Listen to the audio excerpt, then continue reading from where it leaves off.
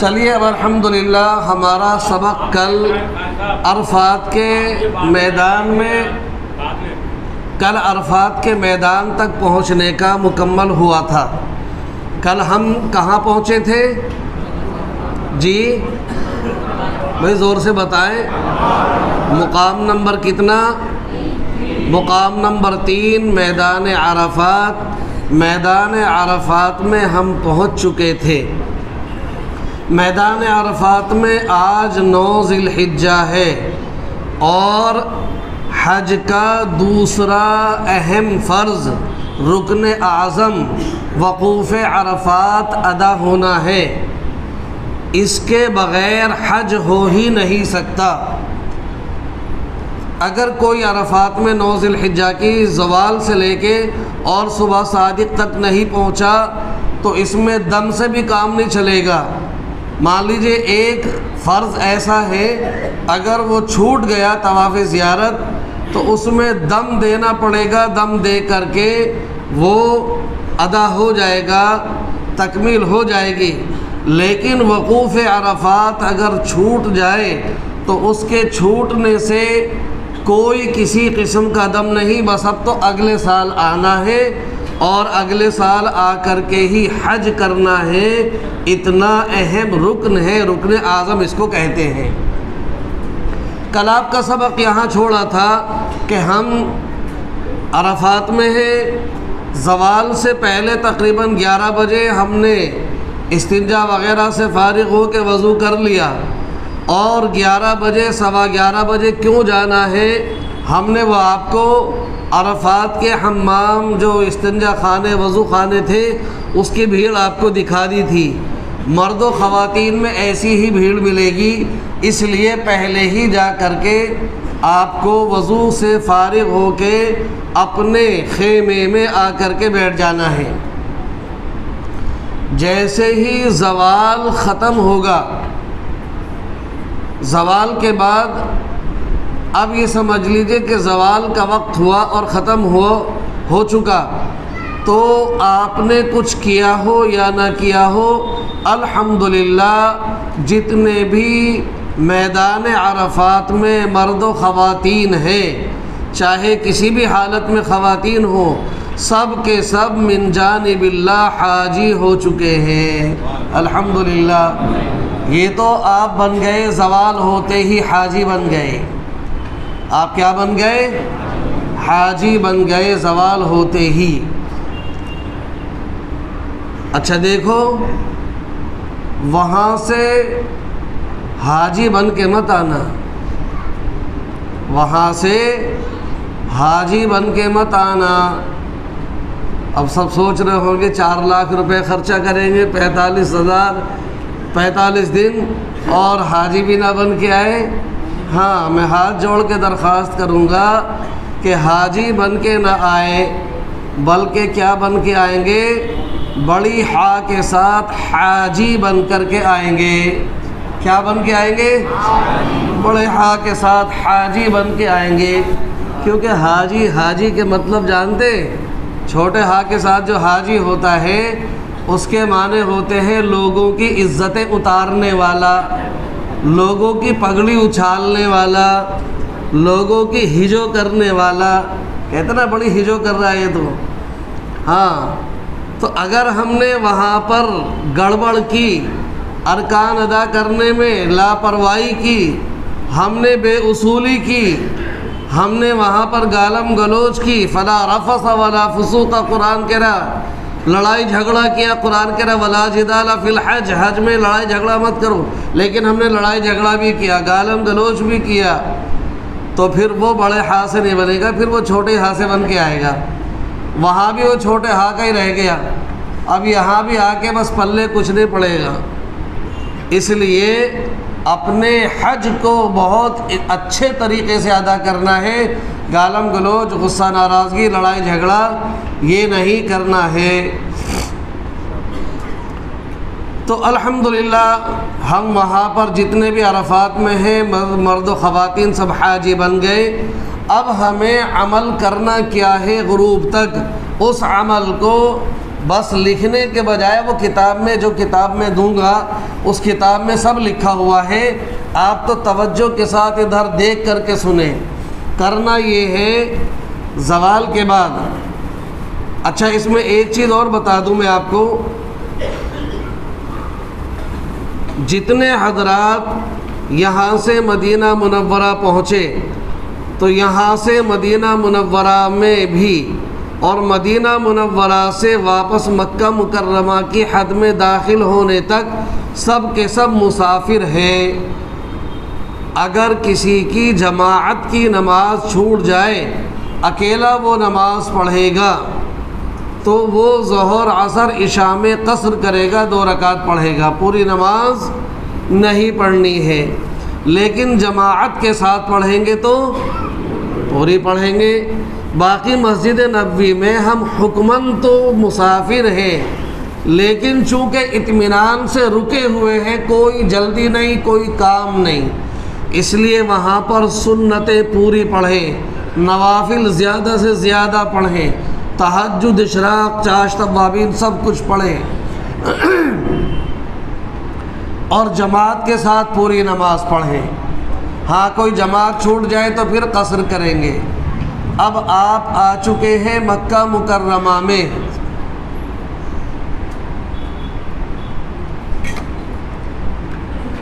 مکہ مکرمہ میں آپ کا قیام 15 دن سے زیادہ کا ہے، اس لیے مکہ مکرمہ میں سب کیا ہے؟ مقیم ہے۔ جماعت سے پڑھیں گے تب بھی پوری پڑھیں گے، اکیلے جماعت چھوٹنے کی بنیاد پر بھی پوری ہی نماز پڑھی جائے گی۔ جب ہم مکہ مکرمہ میں مقیم ہیں تو پھر منی میں بھی مقیم ہے۔ بات سمجھ میں آ رہی؟ منی میں کیا ہے؟ مقیم ہے، پوری نماز پڑھیں گے۔ ہم عرفات میں پہنچے، وہاں بھی مقیم ہے، پوری نماز پڑھیں گے۔ ہم مزدلفہ میں آئے، مقیم ہے، مزدلفہ میں بھی پوری نماز پڑھیں گے۔ ہاں جو آج مکہ مکرمہ پہنچا اور وہاں سے اپنے وطن کو واپسی تک یا مدینے کی واپسی تک اسے 15 دن سے کم مل رہے ہیں، کوئی ایسا بھی ہوگا پرائیویٹ والا، تو وہ مکہ مکرمہ میں 15 دن سے کم رہنے کی وجہ سے مسافر ہوگا۔ منی، عرفات، مزدلفہ وہاں پر بھی مسافر ہوگا، لیکن آپ الحمدللہ مسافر نہیں ہوں گے، نہ مکہ مکرمہ میں، نہ منی میں، نہ عرفات میں، نہ مزدلفہ میں۔ منی میں آپ نے 8 ذی الحجہ کو 5 نمازیں ادا کی تو کیسی پڑھی؟ پوری یا آدھی؟ پوری نماز پڑھیں گے۔ اب آئیے زوال ہو چکا ہے عرفات میں، اب کیا کریں گے؟ ہر خیمے والے اپنی اپنی جماعت کریں گے۔ اس خیمے میں بھی جماعت ہو رہی ہے، اس خیمے میں بھی، جتنے بھی ہیں۔ مسجد نمرہ تو بہت چھوٹی سی ہے، حالانکہ بہت بڑی ہے، لیکن اس 35-40 لاکھ کے مجمع کے سامنے ذرا سی ہے، تو تھوڑا مجمع آئے گا، 2-4 لاکھ آ جائے گا، 10-5 لاکھ آ جائیں گے، باقی 30 لاکھ کہاں جائیں گے؟ وہ سب خیموں میں پھیلے ہوئے ہیں، خیموں میں اپنی اپنی جماعت کر کے نماز پڑھیں گے۔ آپ طے کر لیں بھئی ظہر کی نماز ہمیں 1 بجے پڑھنی مثال کے طور پر، اور عصر کی نماز ہمیں 5 بجے پڑھنی ہے، اس طرح سے آپ پہلے سیٹنگ کر لیں۔ جب زوال ہو چکا، آپ باوضو ہو کر کے آ چکے، تو اب اذان کہیے اپنے خیمے میں۔ اذان کہنے کے بعد اب آپ ظہر کی نماز ادا کریں، کسی کو امام بنا لیں جو مناسب نماز پڑھانا جانتا ہو، اس کی اقتداء میں آپ پوری ظہر کی پوری نماز پڑھیں گے، 4 رکعت پڑھیں گے۔ بہت سے حضرات یہ حکم لگائیں گے کہ عرفات میں نبی اکرم صلی اللہ علیہ وسلم نے ظہر اور عصر قصر پڑھی تھی، لہذا ہمیں قصر پڑھنی چاہیے۔ تو سمجھ لیجئے کہ نبی اکرم صلی اللہ علیہ وسلم جب مکہ مکرمہ تشریف لائے تو مکہ مکرمہ میں آنے سے لے کے واپسی تک آپ کے پورے 15 دن نہیں تھے، اس لیے آپ مکہ مکرمہ میں بھی مسافر تھے 15 دن نہ ہونے کی وجہ سے، تو جب مکہ میں مسافر تھے تو منی میں بھی مسافر تھے اور عرفات میں بھی مسافر تھے۔ تو عرفات میں جو آپ نے قصر پڑھی تھی وہ حج کی نماز کی بنیاد پر قصر نہیں پڑھی تھی، بلکہ مسافر ہونے کی وجہ سے آپ نے قصر پڑھی تھی۔ 2 ظہر پڑھے تھے 2 فرض اور عصر کے 2 فرض پڑھے تھے۔ لیکن ہم اور آپ چونکہ مقیم ہیں، مسافر نہیں ہیں، اس لیے ہمیں ظہر کی نماز پوری ادا کرنی ہے۔ ظہر کی نماز ادا کرنے کے بعد سنت نوافل سے فارغ ہونے کے بعد اب ہمیں 3 تسبیحات اہتمام کے ساتھ پڑھنی ہیں۔ 3 تسبیحات وہ یہ ہیں، 100 دانے والی تسبیح اپنے ساتھ میں لے کر کے جائیں مکہ مکرمہ سے۔ جب آپ منی آئیں تو اب آپ کے ساتھ منی سے عرفات جاتے وقت بھی وہ تسبیح ہونی چاہیے۔ 100 مرتبہ چوتھا کلمہ پڑھیں، لا الہ الا اللہ وحدہ لا شریک لہ لہ الملک ولہ الحمد وہو علی کل شیء قدیر۔ 100 مرتبہ یہ پڑھیں۔ 100 مرتبہ قل هو اللہ احد اللہ الصمد لم یلد ولم یولد ولم یکن لہ کفوا احد۔ 100 مرتبہ یہ پڑھیں، مرد بھی خواتین بھی، جن خواتین کو عذر ہے وہ بھی اور جنہیں عذر نہیں ہے وہ بھی۔ 100 مرتبہ اللہم صلی علی محمد وعلی آل محمد کما صلیت علی ابراہیم وعلی آل ابراہیم انک حمید مجید۔ 100 مرتبہ یہ پڑھیں، یعنی یہ 3 تسبیحات پڑھنی ہے۔ نبی اکرم صلی اللہ علیہ وسلم نے ارشاد فرمایا کہ میری اور مجھ سے پہلے سارے نبیوں کی سنت یہ رہی ہے، سارے نبیوں کا طریقہ رہا ہے کہ سب میدان عرفات میں چوتھا کلمہ پڑھتے آئے ہیں۔ لہذا ہم میدان عرفات میں نبی اکرم صلی اللہ علیہ وسلم کی سنت، آپ کا طریقہ اور سارے نبیوں کا طریقہ چوتھا کلمہ پڑھنا، تو ہم 100 مرتبہ چوتھا کلمہ پڑھیں گے۔ 100 مرتبہ قل هو اللہ احد پوری سورت پڑھیں گے۔ 100 مرتبہ درود شریف پڑھیں گے۔ وہ خواتین بھی پڑھیں گی جن کو ناپاکی کا عذر ہے۔ اب یہ جو چوتھا کلمہ تو کوئی مسئلہ نہیں عذر والی خواتین کے لیے، درود شریف کا مسئلہ کوئی نہیں، لیکن ایسی خواتین جنہیں ناپاکی کا عذر ہے ان کے لیے قرآن کی آیت پڑھنے کی ممانعت ہے، نہ قرآن چھو سکتی ہے نہ پڑھ سکتی ہے۔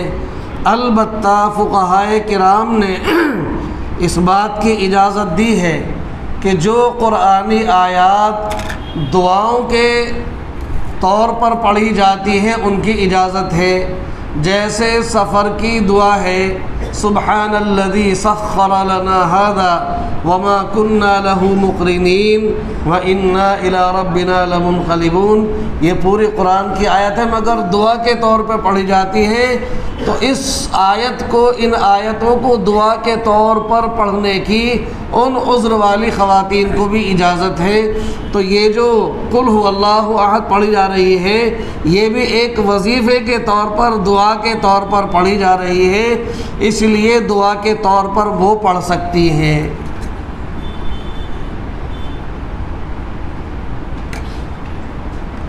اللہ کے نبی صلی اللہ علیہ وسلم نے فرمایا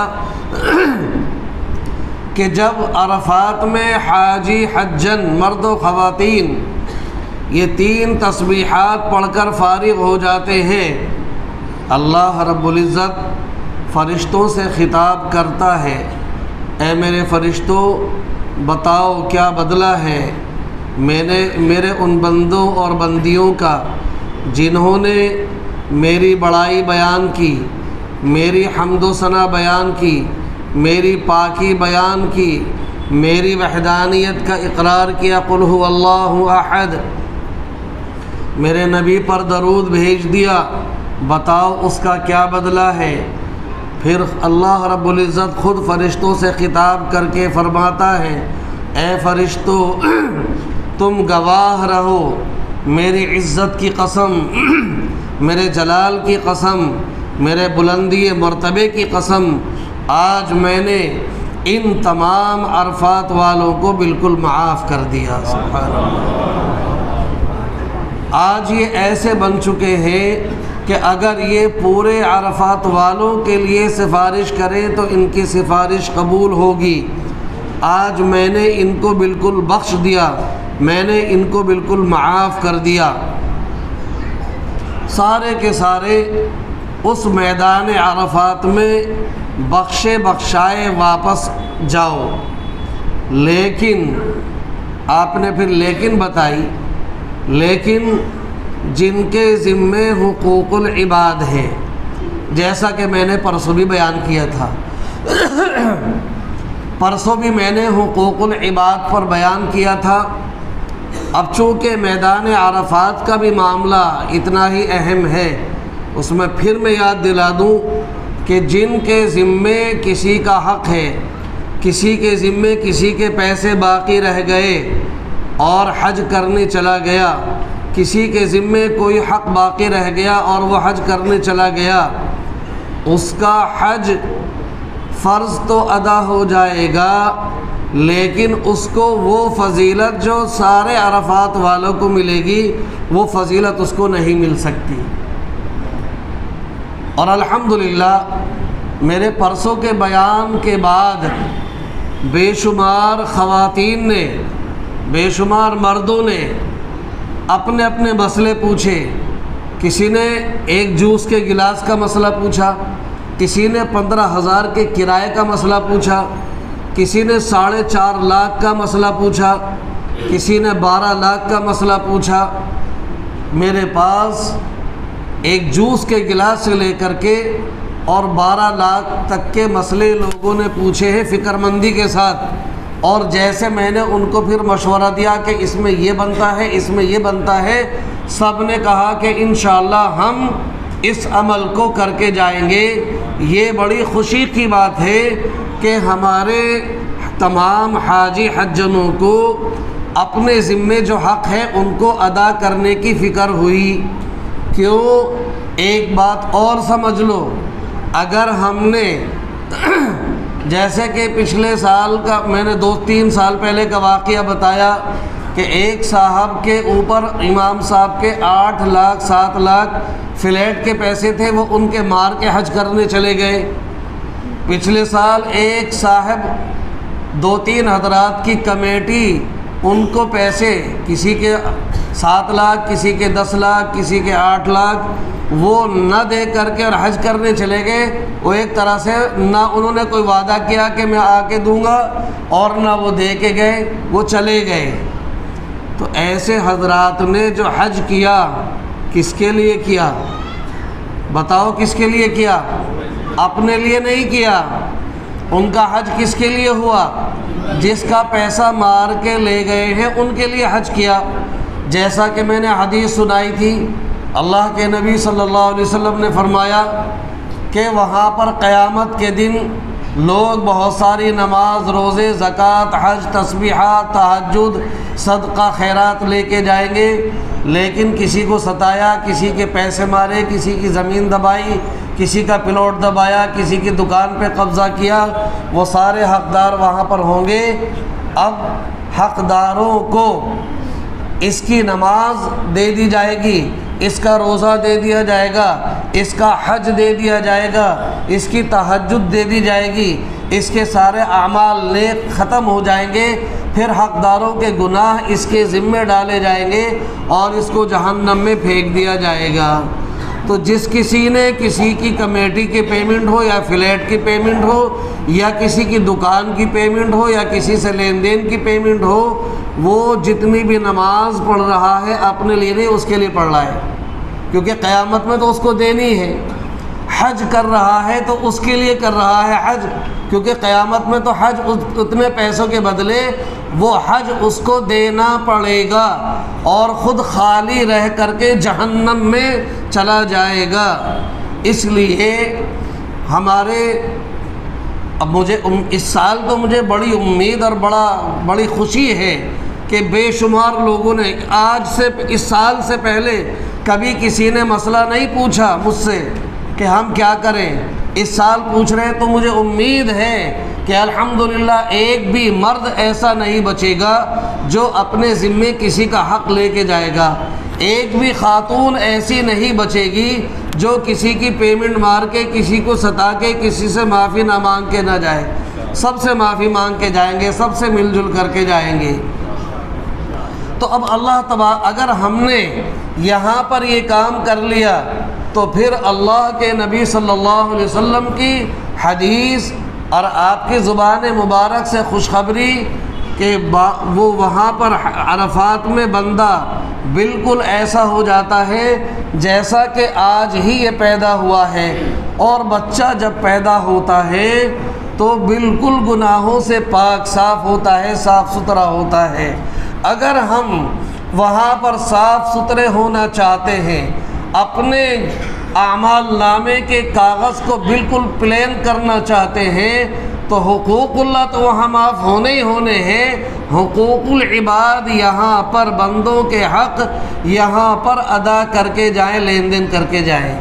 چلیے الحمدللہ ہم نے زوال ہوتے ہی ظہر کی نماز ادا کر لی، 3 تسبیحات پڑھ لی۔ افضل یہ ہے کہ کھڑے ہو کر قبلہ رخ ہو کر کے ان تینوں تسبیحات کو پڑھا جائے، لیکن کسی کے گھٹنے میں درد ہے، کسی کی کمر میں درد ہے، نہیں کھڑا ہوا جاتا، تھوڑی دیر کھڑے ہو جائیں، تھوڑی دیر کھڑے ہو کے پڑھنے کے بعد جب کھڑے ہونے کی ہمت نہ رہے اس کے بعد پھر بیٹھ کر کے پڑھ لیں۔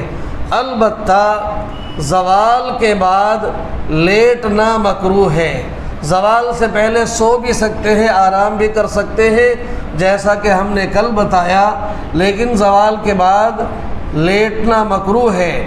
تو اپنی تسبیحات کھڑے ہو کر کے شروع کریں، جن کے اندر ہمت ہے تو تینوں تسبیح کھڑے کھڑے پوری کر لیں، اور جن کو کوئی دقت ہے، پریشانی ہے کھڑے ہونے کی، تو وہ جتنی دیر بھی کھڑے ہو سکتے ہیں کھڑے ہوں، اس کے بعد بیٹھ کر کے ان تینوں تسبیحات کو پورا کر لیں۔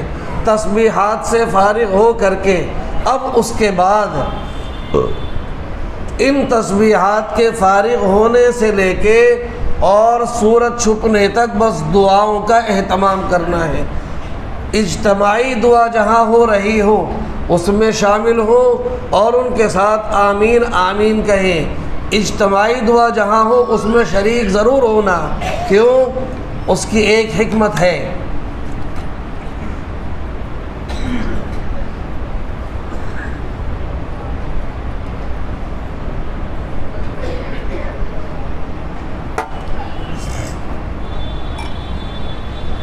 اجتماعی دعا میں 150 آدمی اجتماعی دعا مانگ رہے ہیں، نہ معلوم کون سا ایسا اللہ کا مقرب بندہ ہو اس مجمع میں جس پر اللہ کو زیادہ پیار آ رہا ہو، اس مجمع میں اگر ہم بھی شامل ہو جائیں گے تو اللہ تبارک و تعالی ان کی برکت سے ہمارا بھی بیڑا پار کر دے گا۔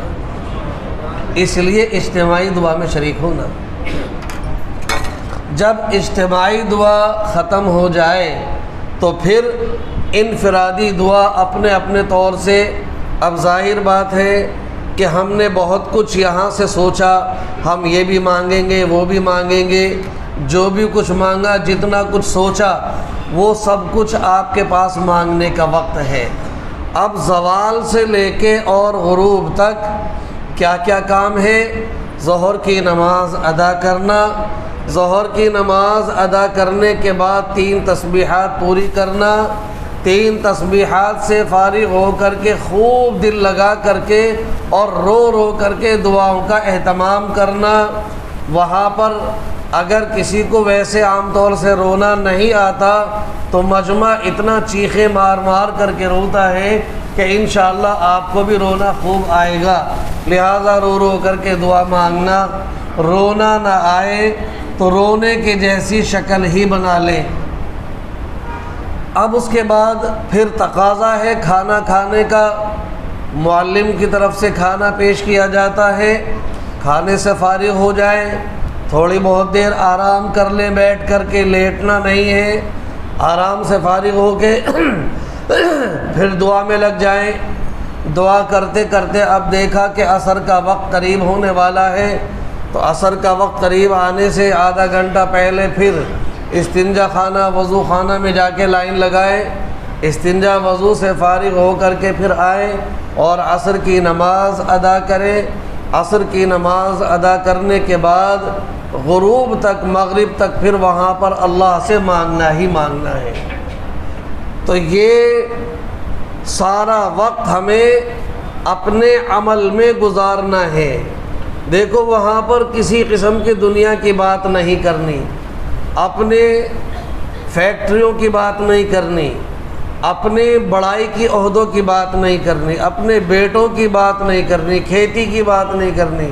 ارے بس وہاں تو تھوڑا سا وقت ملا ہے، اتنے پیسے خرچ کر کے ہم گئے ہیں، دنیا کی باتیں کرنے کے لیے تو پوری زندگی پڑی ہے۔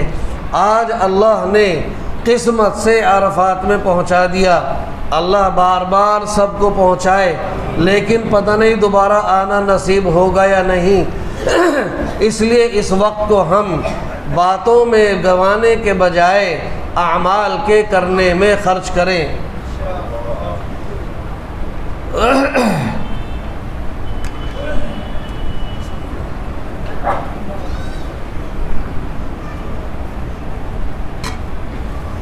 دعا فرما دے، آج کچھ دقت زیادہ ہو رہی مجھے بولنے میں، ذرا تکلیف زیادہ ہو رہی ہے۔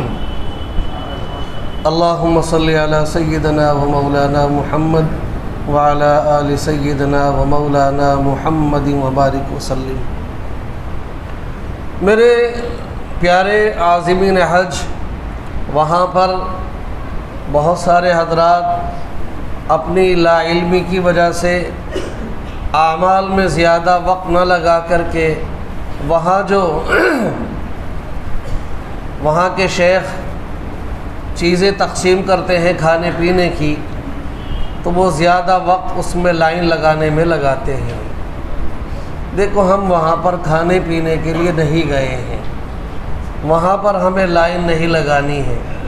ہاں ہم چل رہے تھے، ادھر سے ادھر جا رہے تھے، استنجا کرنے جا رہے تھے، راستے میں کوئی صاحب مل گئے، لیجئے حاجی صاحب، تبرک سمجھ کے لے لیجئے۔ آپ بیٹھے ہیں، تقسیم کرتے کرتے کسی نے لا کے دے دیا، یا معلم کی طرف سے کچھ سامان یہاں دو چار جگہ خیموں میں رکھ دیا جاتا ہے، اس میں سے اپنے خیمے میں سے تو اٹھا لے لیں، لیکن خیموں سے باہر جو کنٹینر لگے ہیں ان میں جا کر کے لائن نہیں لگنی ہے، کیونکہ ہم کھانے کے لیے نہیں گئے ہیں، اور بالکل نہیں بھی کھانا ایسا بھی نہیں ہے، کھانا پینا انشاءاللہ خوب ملے گا، مگر ہمیں باہر نکل کر کے لائن میں نہیں لگنا ہے۔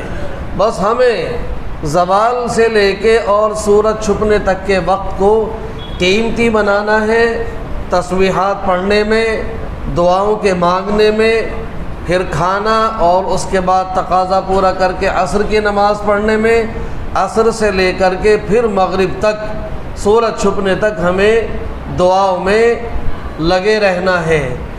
اور یہ دن ایسا دن ہے کہ آج کے دن شیطان بہت ذلیل و خوار ہوتا ہے، آج کے دن شیطان اپنے اوپر خاک ڈالتا ہے۔ اللہ کے نبی صلی اللہ علیہ وسلم نے ارشاد فرمایا، عرفات کے دن جتنا شیطان ذلیل و خوار ہوتا ہے، اپنے اوپر خاک ڈالتا ہے، اتنا میں نے کبھی نہیں دیکھا ذلیل و خوار ہوتا ہوا۔ کیوں؟ کیونکہ آج وہ اتنا روتا ہے، اتنا پریشان ہوتا ہے کہ ان حاجی صاحب کے ساتھ میں نے 40 سال کی عمر تک اتنی محنت کی، ان سے خوب گناہ کرائے، یہ 50 سال کے ہو گئے، ان سے میں نے خوب گناہ کرائے، یہ 30 سال کے ہو گئے، اتنی گناہ کرائے، ہائے میری 40 سال کی کمائی میری 50-60 سال کی کمائی اتنے گناہ کرانے کے بعد، ان کو گناہگار بنانے کے بعد میں تو خوش تھا، لیکن یہ تو عرفات میں آئے اور اللہ کی ایک رحمت کے جھونکے میں ان کے سارے گناہ معاف ہو گئے، میری تو ساری کمائی ختم ہو گئی۔ اس بات پر وہ بہت زیادہ روتا ہے اور اپنے اوپر خاک ڈالتا ہے۔ تو میرے بھائیوں، میری بہنوں، میری بچیوں، وہاں آج اللہ کی رحمت متوجہ ہے ہماری طرف پوری طرح سے، آج اللہ کا جلوہ ہماری طرف پوری طرح متوجہ ہے، اللہ کی مغفرت متوجہ ہے ہماری طرف۔ تو خالی پچھلی پر ندامت نہ کرنا، دیکھو توبہ، پکی سچی توبہ کرنا۔ وہاں پر پکی سچی توبہ کہتے ہیں 3 چیزوں کو، 3 چیزوں سے پکی سچی توبہ بنتی ہے۔ نمبر 1، پچھلی زندگی پر، پچھلے گناہوں پر ندامت ہو، شرمندگی ہو۔ نمبر 2، موجودہ وقت میں نے عہد کر لیا، مولا میں پہلے جھوٹ بھی بولتا تھا، جھوٹ بھی بولتی تھی، پہلے میں یوں بھی کرتی تھی، پہلے یہ بھی ہوتا تھا، نمازیں بھی چھوٹتی تھی، روزے کی بھی پابندی نہیں ہوتی تھی، اب میں بہت شرمندہ ہوں، اب میں عہد کرتا ہوں، عہد کرتی ہوں کہ اب میں ان سارے گناہوں کو چھوڑ چکا ہوں، چھوڑ چکی ہوں، اب آئندہ بھی نہیں کروں گا، نہیں کروں گی۔ پچھلے پر ندامت، موجودہ وقت میں ان ساری عادتوں کو، ان ساری چیزوں کو چھوڑ دینا، آئندہ نہ کرنے کا پکا وعدہ اللہ سے کرنا، اس کو کہتے ہیں پکی سچی توبہ۔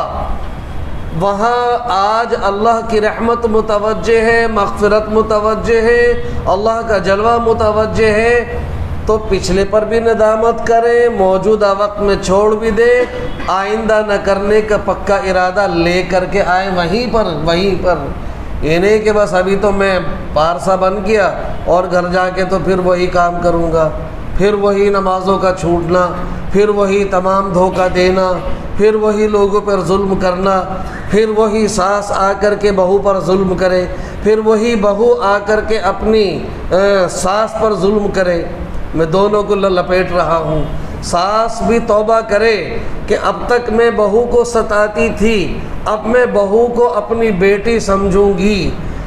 بہو بھی توبہ کرے، اب تک میں ساس کو جوتیوں کی نوک پہ رکھتی تھی، اب میں اس کو اپنی ماں سمجھوں گی۔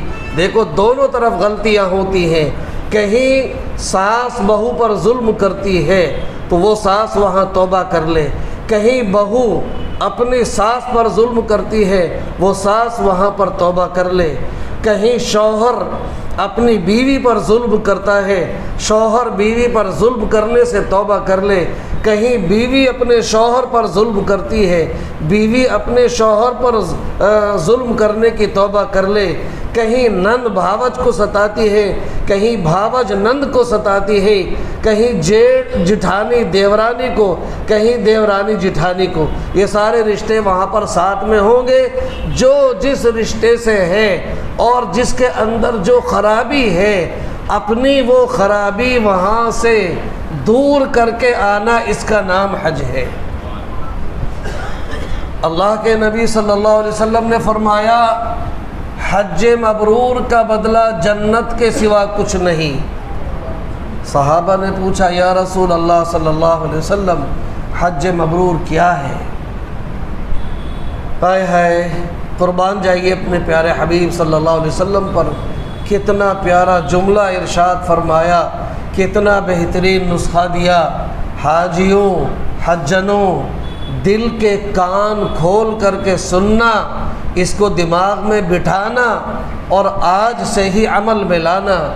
میرے نبی نے فرمایا، حج مبرور اور حج مقبول اس کو کہتے ہیں کہ حاجی اپنی جن بری عادتوں کے ساتھ گیا تھا، جن برائیوں کے ساتھ گیا تھا، واپس آئے، ان برائیوں کو چھوڑ کر کے آ چکا ہو، ان عادتوں کو بدل کے آ چکا ہو، اس کو حج مبرور مقبول کہتے ہیں۔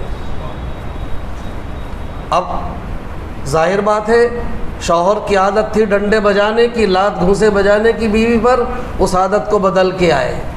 بیوی کی عادت تھی شوہر کے ساتھ بدتمیزی سے پیش آنے کی، وہی چھوڑ کے آئے۔ ساس کی عادت تھی بہو پر، بہو کی عادت ساس پر، اسی طرح سارے رشتوں پر، سب وہی چھوڑ کر کے آئے۔ نہیں، اب ہم اللہ کے گھر کا دیدار کر چکے ہیں، حج ہم نے کر لیا ہے، اب ہم یہ ساری بری عادتیں ختم کر کے جائیں گے۔ نماز چھوٹنے کی عادت ختم، جھوٹ بولنے کی عادت ختم، دھوکہ دینے کی عادت ختم، لوگوں کا مال ہڑپنے کی عادت ختم، لوگوں کو ستانے کی عادت ختم۔ تو اس میں کتنی ہی بات بڑھاتے چلے جائیے، جملہ ایک ہے، آپ سمجھ جائیں کہ حج مبرور اس کو ملے گا جو اپنی زندگی کو بدل کر کے آئے۔ لیکن تلخ تجربہ یہ ہے جس سے بدنامگی بھی بہت ہے، یہ خوب سننے میں آتا ہے۔ حج سے پہلے تو یہ ایسا نہیں تھا، جب سے حج کر کے آیا ہے بڑا ظالم بن گیا، جب سے حج کر کے آیا تو بڑے بگاڑ اس کے اندر پیدا ہو گئے۔ یہ حج بدنام کر رہے ہیں ہم لوگ، اس میں حج کا قصور نہیں ہے، یہ جو بگڑا حج کرنے کی وجہ سے نہیں بگڑا ہے، بلکہ بگڑا اس لیے کہ اس نے اپنے بدلنے کی نیت ہی نہیں کی تھی۔ وہاں پر عرفات میں اپنے آپ کو بدلنے کا ارادہ ہی نہیں کیا تھا، جب وہاں پر اللہ کے سامنے عہد نہیں کیا، وہاں پر اللہ کے سامنے توبہ ہی نہیں کی، وہاں پر ارادہ ہی نہیں کیا، تو جیسا گیا تھا ویسا آئے گا۔ تو انشاءاللہ بدل کے آئیں گے، انشاءاللہ بدل کے آئیں گے۔ میں سمجھتا ہوں کہ جیسے 2023 کا یہ سال تاریخی ہے، حقوق العباد کے ادا کرنے میں، مجھ سے مسئلے پوچھنے میں، اپنے حل کرانے میں، تو انشاءاللہ ثم انشاءاللہ اگر آپ کی دعائیں قبول ہو گئیں اور اللہ نے میرے بھی پہنچنے کے اسباب وسائل مہیا کر دیے، میں بھی پہنچ گیا، تو انشاءاللہ میں بھی بدل کے آؤں گا اور آپ بھی بدل کے آئیں گے انشاءاللہ۔ دعا کرو گے میرے لیے بھی، زاہد بھائی کے لیے بھی، جتنے خدمت کر رہے ہیں سب کے لیے، جتنے بھی خدمت کر رہے ہیں، جس لائن سے بھی خدمت کر رہے ہیں، سب کی حاضری کی دعا ضرور کرنا۔ میں بھی تڑپ رکھتا ہوں کہ وہاں جا کر کے اسی طرح سے زیادہ حاجیوں کو وہاں پر سبق پڑھا سکوں، بس یہ میری ایک تڑپ اور ایک لگن ہوتی ہے، اس لگن اور تڑپ کو لے کر کے میں جاتا ہوں، اللہ اس کی برکت سے حج بھی کرا دیتا ہے۔ چلیے الحمدللہ، آج یہ عرفات کا کام مکمل ہو گیا۔ میں نے کل کچھ غلط تو نہیں کہا تھا کہ کل کا سبق بہت اہم ہے، ناغہ مت کر دینا جی؟ یہ سب کتابیں، یہ سب باتیں کتاب میں ڈھونڈنے سے نہیں ملیں گی، یہ جتنی بھی باتیں آپ کے سامنے آئیں، آپ نے سیکھ لی، یہ سب ساری چیزیں کتابوں میں نہیں ملیں گی، ایک جگہ نہیں ملیں گی، آپ کو ایک ہی جگہ بیٹھے بیٹھے اس ناچیز سے مل گئی۔ اب چلیے، ہمیں ایک بات کا دھیان اور رکھنا ہے کہ جب تک سورج غروب نہ ہو جائے اس سے پہلے ہمیں میدان عرفات کی حد سے باہر نہیں نکلنا۔ مسئلہ یہ ہے، اگر کوئی حاجی یا حجن سورج غروب ہونے سے پہلے، سورج چھپنے سے پہلے عرفات کی حد سے باہر نکل گیا، عرفات کی حد کے ہم نے کل پلر دکھائے تھے، وہ بورڈ لگے ہوئے ہیں چاروں طرف، ان بورڈ کے اندر رہنا ہے، ان سے باہر نہیں جانا۔ کسی وجہ سے اگر کوئی ان بورڈ سے باہر چلا گیا اور سورج چھپنے سے پہلے واپس نہ آ سکا تو اس کے اوپر ایک بکرے کا دم واجب ہو جائے گا۔ اس لیے ہمیں ادھر ادھر بھٹکنے کی، باہر جانے کی ضرورت نہیں ہے، بس اپنے خیمے میں رہ کر کے زوال سے لے کے غروب تک تسبیحات، نماز ظہر اثر اور کھانا اور دعائیں اور خوب مانگنا، اللہ کے سامنے رونا گڑگڑانا، اسی کام میں ہمیں انشاءاللہ لگے رہنا ہے۔ اب یہاں آپ کا حج کا دوسرا فرض، عظیم رکن ادا ہو چکا، الحمدللہ آپ حاجی تو بن چکے ہیں، لیکن ابھی کام بہت سارے باقی ہیں۔ اگلا کام یہ ہے کہ عرفات کے میدان میں جب سورج غروب ہو جائے تو مغرب کی نماز جماعت سے پڑھیں گے یا بغیر جماعت کے؟ زور سے بتائیں جی۔ اچھا، نہیں پڑھنی ہے؟ ہاں، مغرب کی نماز سورج غروب ہونے کے بعد نہیں پڑھنی۔ عام اور دنوں میں اگر سورج غروب ہونے کے بعد جان بوجھ کر نماز چھوڑیں گے بہت بڑے گناہ گار بنیں گے۔ آج اگر میدان عرفات میں حاجی حجن مغرب کی نماز پڑھیں گے تو گناہ گار بنیں گے، کیونکہ اللہ کا حکم ہے، نبی کا طریقہ ہے، اور جب اللہ کا حکم آ گیا کہ پڑھنی ہے تو وہاں پڑھنی ہے، اور یہاں اللہ کا حکم آ گیا کہ آج میدان عرفات میں نہیں پڑھنی ہے تو نہیں پڑھنی ہے۔ وہ حکم کرے تو حلال ہے، وہ منع کرے تو حرام ہے۔ آج منع کر دیا ہے پڑھنے کو تو حرام ہے کہ وہاں ہم آج مغرب کی نماز نہیں پڑھیں گے۔ مغرب کی نماز پڑھے بغیر عرفات سے مزدلفہ کی طرف چلنا ہے۔ مزدلفہ مقام نمبر کتنا ہے؟ 4 نمبر ہے۔ میٹرو والے میٹرو سے جائیں گے، بس والے بسوں سے جائیں گے، بہت بڑا مجمع پیدل بھی چلتا ہے۔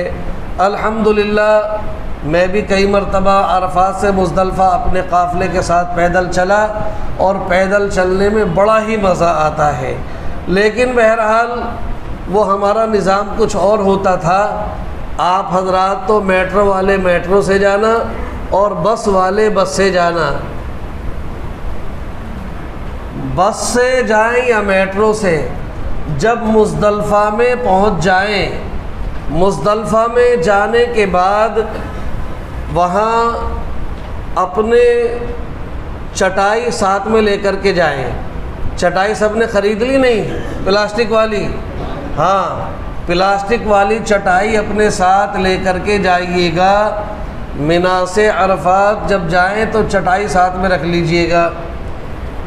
چٹائی وہاں بچھائیں گے کیونکہ اوپر کھلا آسمان ہے، کوئی شامیانہ نہیں، نیچے بالکل ننگی زمین ہے، کوئی کپڑا نہیں بچھا۔ منا میں قالین بچھے ہوئے تھے معلم کی طرف سے، عرفات میں قالین بچھے ہوئے تھے، خیمے تھے معلم کی طرف سے۔ مزدلفہ میں کسی کی طرف سے کوئی انتظام نہیں، بس کنکریٹ ہے، خالی زمین ہے۔ اس خالی زمین پر جیسے بھی پتھریلی زمین ہے، کہیں پلین ہے، وہاں اس کو ٹھیک ٹھاک کر کے اپنی چٹائی بچھا کر کے اپنے بیگ وغیرہ وہاں رکھ کر کے اب تھوڑی دیر آپ آرام کریں۔ اب یہ دیکھیں کہ مغرب کی نماز کا وقت ختم ہو چکا ہے یا نہیں۔ اگر دیکھیں کہ مغرب کا وقت ختم ہونے میں، عشاء کا وقت شروع ہونے میں ابھی 10-20 منٹ باقی ہیں، تو یہ نہیں کہ جلدی سے نماز پڑھ لو ابھی وقت باقی، بلکہ نہیں، ابھی تو وقت باقی ہے، تو رکنا ہے، انتظار کرنا ہے کہ مغرب کا وقت ختم ہو، عشاء کا وقت شروع ہو۔ جب مغرب کا وقت ختم ہو جائے گا، عشاء کا وقت شروع ہو جائے گا، تو مزدلفہ کے بھی استنجا خانوں میں لمبی لائن ہوتی ہے، مرد و خواتین کی الگ الگ لائنیں ہیں، وہاں جا کر کے استنجا وضو سے فارغ ہو کر کے آئیں، آ کر کے اپنے دو 4 کی ٹولیاں بنا کر کے جماعت کر کے نماز پڑھنی ہے۔ اب آپ کو مغرب اور عشاء کی نماز دونوں نمازوں کو ملا کر کے جمع کر کے پڑھنا ہے۔ عرفات میں آپ نے ظہر کے وقت میں ظہر پڑھی تھی، عصر کے وقت میں عصر پڑھی تھی۔ ظہر کے کتنے فرض پڑھے تھے؟ عصر کے؟ کیوں؟ آپ مقیم تھے، مسافر نہیں تھے۔ اب یہاں پر مزدلفہ میں مغرب کے 3 فرض پڑھیں گے، عشاء کے 4 فرض پڑھیں گے۔ اس کا طریقہ آپ سمجھ لیں۔ باوضو ہو کر ہم تیار بیٹھ گئے، اذان کہی جائے گی، اذان کے بعد اقامت کہیں گے، تکبیر کہیں گے، تکبیر کہہ کر کے مغرب کے 3 فرض ادا کریں گے۔ مغرب کے 3 فرض ادا کرنے کے بعد سلام پھیریں گے۔ سلام پھیرنے کے بعد تکبیر تشریق پڑھیں گے بیٹھے بیٹھے، پھر 3 مرتبہ تلبیہ پڑھیں گے۔ تلبیہ پڑھنے کے بعد اب مغرب کی سنت نفل نہیں پڑھنی، بلکہ بغیر اقامت کہے عشاء کے 4 فرضوں کی نیت باندھ لیں گے۔ 4 فرضوں کا سلام پھیرنے کے بعد تکبیر تشریق اور تلبیہ دعا، اس کے بعد مغرب کی سنت نفل، پھر عشاء کی سنت نفل وتر وغیرہ پڑھیں گے۔ یہ مغرب اور عشاء پڑھنے کا طریقہ ہے۔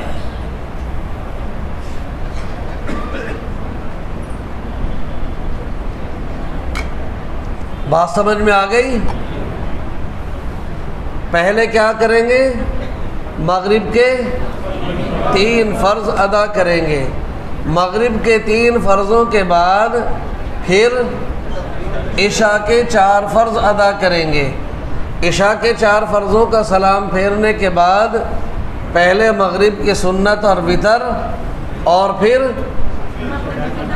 عشاء کی سنت، پہلے مغرب کی سنت اور نفل، اور پھر عشاء کی سنت نفل وتر وغیرہ یہ نماز پڑھیں گے۔ تو یہ طریقہ ہے مغرب اور عشاء کے پڑھنے کا، یعنی مغرب میں 1 اذان اور 2 اقامت کے ساتھ ہمیں مغرب اور عشاء پڑھنی ہے۔ پہلے مغرب کی اقامت ہوگی، مغرب کے فرض پڑھیں گے۔ سلام پھیرنے کے بعد تسبیح وہ تکبیر تشریق اور تلبیہ پڑھنے کے بعد اقامت، اور اقامت کے بعد عشاء کی نماز، اور سلام پھیرنے کے بعد مغرب کی سنت نفل اور عشاء کے سنت نفل وتر وغیرہ۔ یہ ہے مغرب اور عشاء کے نماز پڑھنے کا پورا طریقہ۔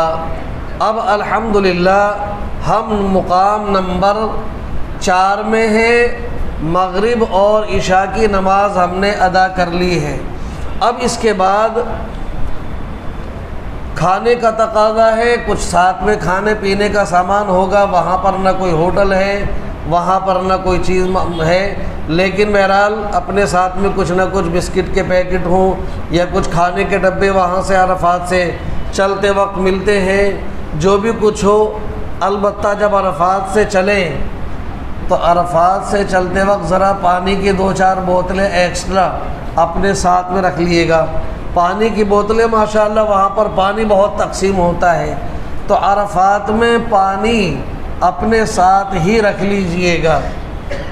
ویسے ہوتا یہ ہے کہ مزدلفہ میں راستے میں بھی جگہ جگہ پانی کا اہتمام، اور مزدلفہ کے پورے میدان میں بھی پانی کا بہت انتظام، جگہ جگہ ٹوٹیاں ہوتی ہیں، لیکن کبھی کبھی میٹرو کے ذریعے سے آنے والوں کو ایسے مقام پر ٹھہرا دیا جاتا ہے جیسے پچھلے سال ہمارے ساتھ واقعہ ہو گیا تھا۔ پچھلے سال ہمارے پورے گروپ کو میٹرو والوں نے ایسی جگہ ٹھہرا دیا جہاں پر پانی کی ایک بھی ٹوٹی، پینے والے پانی کی ٹوٹی نہیں تھی۔ نیا علاقہ تھا، کوئی پانی کا ٹینکر نہیں، کوئی بوتلوں کی تقسیم نہیں۔ اب ہمارے پاس جو بھی 2-2 3-3 4-4 بوتلیں تھیں، پوری رات کسی کے پاس تو کچھ بھی نہیں تھا۔ اب یہ سمجھ لیجئے کہ اس ایریے میں پانی کی وجہ سے ایسی افراتفری تھی کہ لوگ، گرمی بہت زیادہ، پیاس کی شدت کی وجہ سے وہ جو وضو خانے میں پانی ہوتا ہے وہ پینے والا نہیں ہوتا، مگر حلق اتنا سوکھا ہوا تھا کہ اس کو پی پی کر کے گزارا کر رہے تھے۔ یہ صورتحال ہو گئی تھی۔ اب جن کے پاس بوتلیں تھیں پانی کی، اب میرے پاس مثال کے طور پہ 3 بوتلیں تھیں، اب میرے ساتھ میں 10 دائیں بائیں بیٹھے ہیں، ان کے پاس کسی کی نہیں، تو وہ بھی ہم ان 3 بوتلوں کو ایک ایک گھونٹ کر کے چوس کے تھوڑی تھوڑی دیر میں حلق کے کانٹے بجھا رہے تھے۔ یہ پوزیشن تھی۔ حالانکہ پورے مزدلفہ میں جگہ جگہ پانی کا بڑا انتظام ہوتا ہے، ٹھنڈے پانی کا انتظام ہوتا ہے، مگر یہ 11ویں سفر میں پہلا سفر ایسا تھا جو کانٹوں بھرا تھا، پیاس سے بالکل تڑپانے والا سفر تھا، ایسا بھی ہو جاتا ہے۔ تو اس لیے عرفات سے چلتے وقت 2 4 بوتلیں پانی کی ضرور ساتھ میں رکھیں۔ کھانا وانا کھا پی کر کے جو بھی کچھ آپ کو میسر ہو، پانی وغیرہ سے فارغ ہو کر کے اب آپ نے بستر بچھا دیا ہے، وہاں پر آرام کریں۔ آج مزدلفہ میں رات کا قیام سنت مؤکدہ ہے۔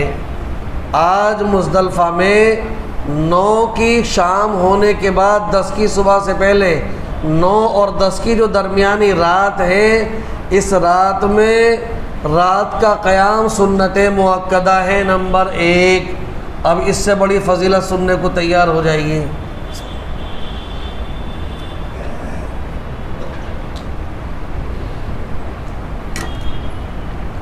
اللہ کے نبی صلی اللہ علیہ وسلم نے ارشاد فرمایا، آج مزدلفہ کی رات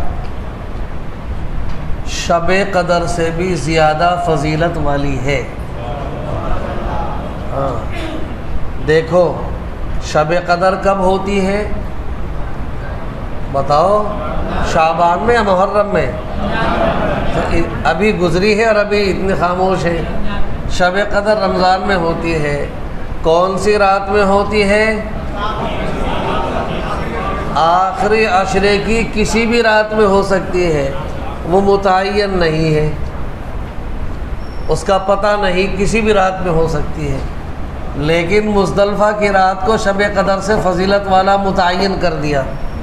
ہاں، مزدلفہ کو طے کر دیا کہ یہ رات، آج کی رات تمہارے لیے اجر و ثواب کے اعتبار سے، فضیلت کے اعتبار سے شب قدر سے بھی بڑھی ہوئی ہے۔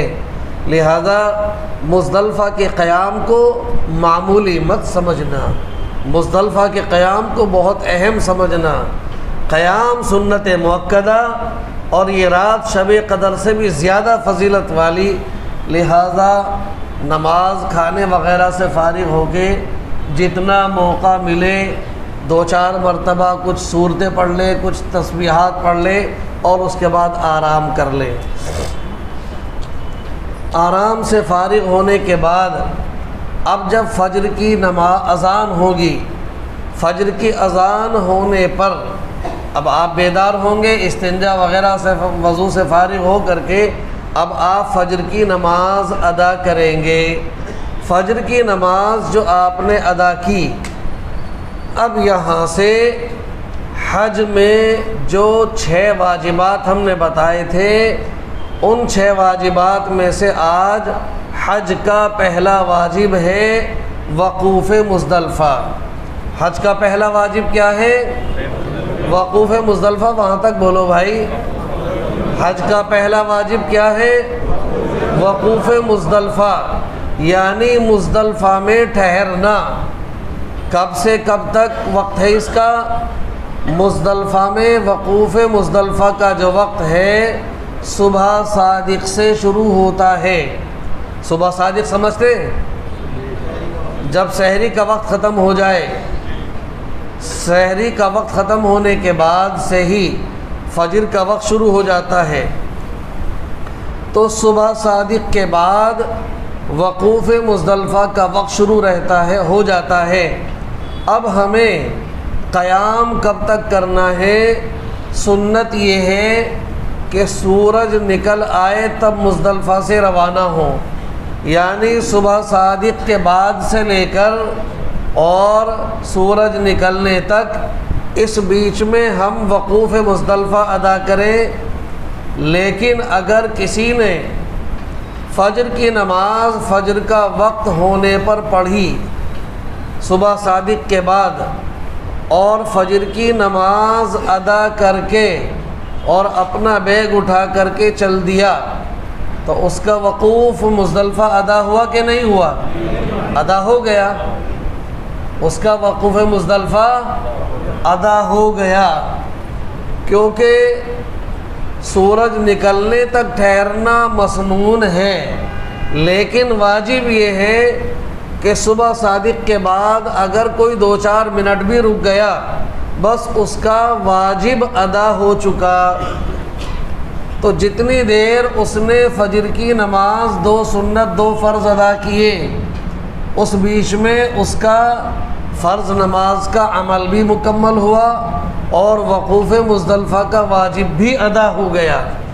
اگر کوئی دیر تک نہ رکے، نماز پڑھتے ہی اپنا تھیلا اٹھا کر کے بیگ اٹھا کر کے چلتا بنے، تو اس کا واجب ادا ہو چکا۔ بولو بھائی، واجب ادا ہو چکا ہے۔